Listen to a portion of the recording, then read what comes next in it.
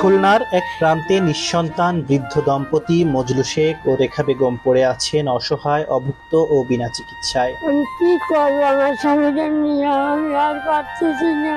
মজলু শেখ এক সময় ঠেলাগাড়ি চালিয়ে জীবিকা নির্বাহ করলেও একটি দুর্ঘটনায় তার পায়ে গুরুতর জখম হয়। পচন ধরলে কেটে ফেলতে হয় পায়ের পাঞ্জা। এরপর ভিক্ষা করে কোনো মতে দিন কাটে। কয়েক মাস আগে হঠাৎ স্ট্রোক করে পুরো শরীর প্যারালাইজড হয়ে যায় মজলুর। পচতে থাকে শরীর, পায়ের আঙুলে পোকা, বের হয় দুর্গন্ধ। বাকশক্তিও হারিয়ে ফেলেছেন তিনি। অচল স্বামীর সেবা আর চিকিৎসার টাকা জোগাতে পথে পথে ভিক্ষায় বের হন স্ত্রী রেখা বেগম। আর ওনারা তো না খেয়ে থাকে, আমরা পাশে যা পারি তাই দিই, ওইগুলো খাইয়েই থাকতেছে। ক্ষুধা, কষ্ট আর যন্ত্রণার মধ্যে কেবল বুক ভরা দীর্ঘশ্বাস।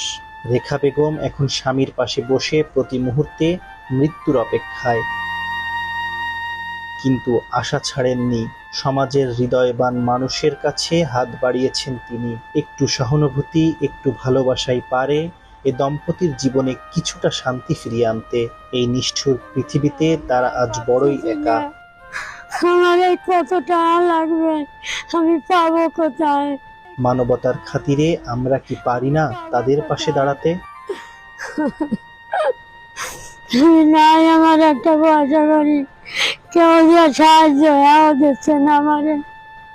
আমি কিভাবে চলবো আমার স্বামীটারে নিয়ে রাস্তা? কাজী রায়হান তানভীর সৌরভ, প্রতিদিন খবর, খুলনা। আমারে আল্লাহ ছাড়া।